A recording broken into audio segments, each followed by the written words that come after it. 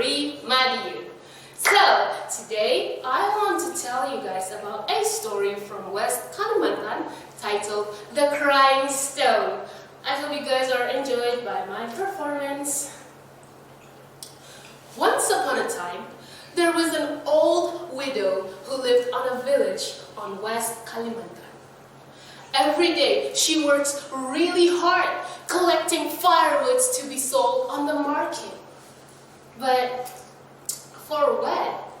You see, she had a daughter named Darmi, and she loves her very, very dearly, as she's her only reason to live. You know, her husband died on a tragic accident, so that leaves only her and her daughter having to fend for themselves. Darmi then grew up to be the most beautiful girl on the village. Her slim figure was a dream for many girls. Her fair skin shines through the sun, and her hair was as dark as a starry night. However, underneath all of those beauty, her soul is very rotten and ugly. She was spoiled and lazy, expecting her mother to do all of the housework, while all she does was glancing at the mirror and admiring herself. All she does was glance herself up.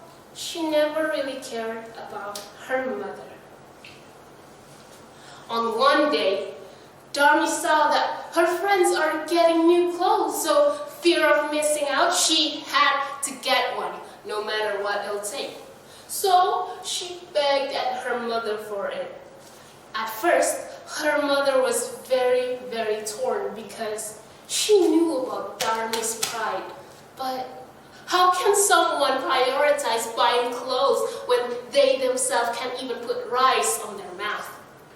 But after many hesitation, her mother finally caved in and agreed to buy the clothes.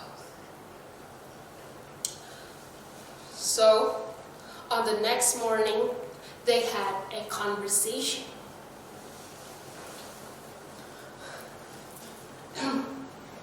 Darmi, I know you want to buy the new clothes, but I don't think that our money are enough to buy it.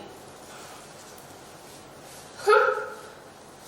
What do you mean not enough? Like, haven't you worked all day yesterday? Like, where's the result of that? No, Darmi. Even though I worked all day, it was not enough to buy those clothes that you want. Huh? So then what you gonna do? Well, I had another woods to be sold, and I want you to follow me today to the market. Maybe it will be enough to buy the clothes that you want. Oh, really? You wouldn't lie to your own daughter, wouldn't you? No, Darmi. I wouldn't lie to my own daughter. All right then, I agree, but on one condition. You must walk behind me, and if anybody asks you about our relationship, you just say that you're my servant. Understand? But Darmi, that's so... No! Do as what I say, or I'll cancel our plans today. Darmi had always been rude and rough with her, but she kept tolerating it, thinking that Darmi would be a nice person soon. So then, they went on to prepare themselves to go on the market. Her mother was carrying those heavy woods, limping, struggling to even hold the wood, while Darmi gracefully glams herself up. As they go onto the market, you could see the difference between them. They walked along, acted like they were a stranger. Darmi knew about her mother's condition, but she never cared. She doesn't even glance back at her mother. Then suddenly, they met Darmi's friend. Darmi was shocked. assuming that she's my mother. So one of Dharmi's friends asked her, "Hey, who is that?" Dharmi just shrugged it off and said that, "Yeah, that's just my servant, you know. She's just nobody to me." "Oh, yeah, that's really correct, you know. I don't think that's your mother because your face looks so different than her." They laughed at the miserable woman. Along the road, Dharmi kept saying that the woman behind her is my servant. Don't mind her. The woman behind me is my servant. Don't mind her. The ugly woman behind me is my servant. Don't mind her. Afterwards, her mother finally breaks. Her heart can't take what her daughter had been saying. So she confronted Dharmi. "Dharmi, why wouldn't you say that I'm your mother? Like, you know, I have a heart too. I just want you to love me, Dharmi." But what did Dharmi say? Dharmi just shrugged it off and objected her mother. "Because for one, you're a loser, and second, you're so ugly. I couldn't have a mother as ugly as you. You know, I'm the swan, I'm the white swan, I'm pretty, and you're so ugly. I don't want to have a stinking mother like you." What Dharmi had said had angered her mother. "Dharmi, how dare you say that to me? You know, I've spent my whole life caring for you. Why do you repay me like this?" "Oh, come on, Mom, don't make such a fuss." She then pushed her mother to the ground.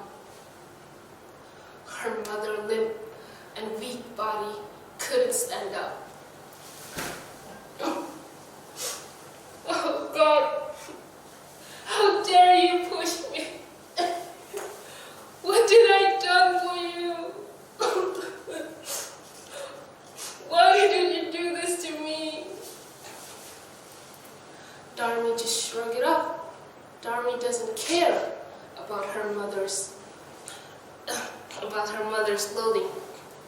"You know what, Mom? You're so annoying. I loathe every time I have to be with you. You know, I don't want to accept you as my mother because you are not, and I wish you were dead." "Dharmi, how dare you?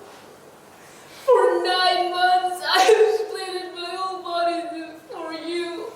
For 9 months, I kept loving you, but you didn't even care. God, please punish her. I can't take it anymore." Thunders roared as if Mother Earth was searching for revenge. The land was flooding with tears. The sky was turning dark and gray, and Dharmi could feel that her body is getting more stiff and stiff. She couldn't even move anymore, and she noticed that her skin had turned gray. Mom, what are you doing? I can't move anymore. Mom, please. But it was no use. In the end, she had turned completely into a stone. Her mother regretted what she had done, but at the end she felt free from her daughter. She does regret it, but she does learn to let it go. So, the moral of this story was to not be rebellious to your own parents, especially your mother, because she had worked really hard to take care of you guys. So that's all from me. Thank you very much, and goodbye!